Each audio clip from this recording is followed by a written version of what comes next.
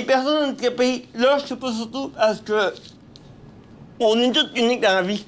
Il y a personnes qui sont plus handicapées que d'autres.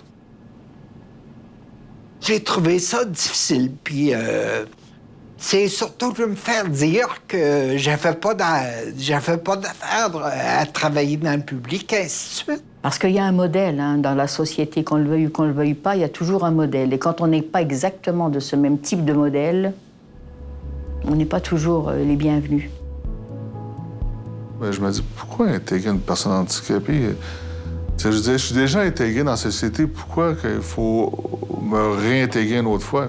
Il y a quelques années, j'étais allé à la place des festivals à Montréal. Ben, il y avait beaucoup de gens, puis la plupart ne sont pas handicapés. Mais le seul fait d'être là, ben, ça montre à la population en général, ben, on a le droit d'y être.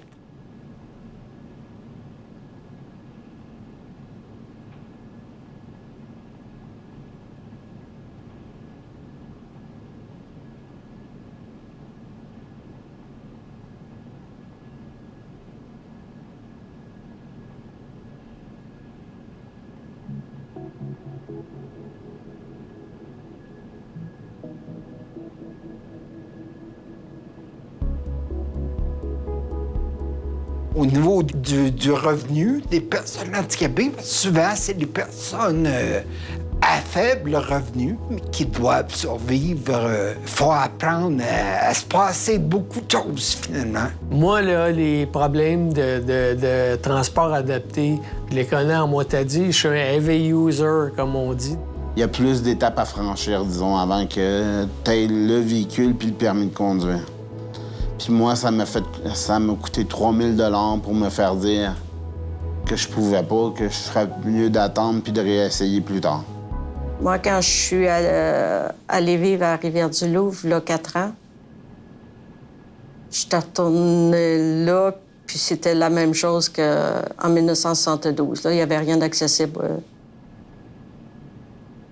Si on en regarde, des années 50, on cachait les personnes handicapées, puis maintenant, on fait tout en notre pouvoir pour les sortir. Il y a encore trop de sensibilisation à faire au niveau du public en général, des employeurs, de la société qui sont pas handicapés.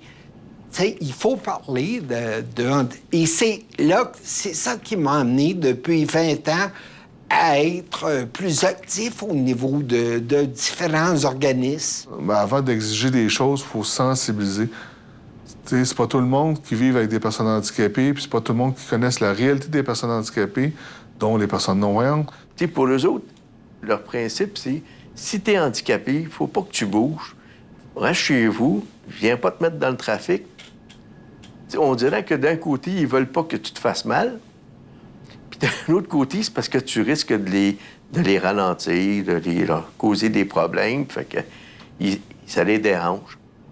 J'aimerais ça voir une société beaucoup plus inclusive, qui n'aura pas peur d'aller chercher les personnes handicapées. Bien, viens-t'en, tu sais, ce serait fun que tu te joignes à nous.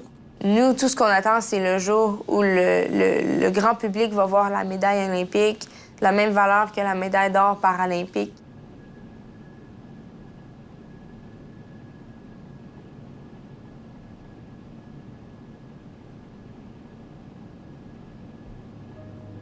C'est sûr que c'est frustrant de travailler dans le noir comme ça, puis au bout de la ligne, bien, on reste dans le noir pareil.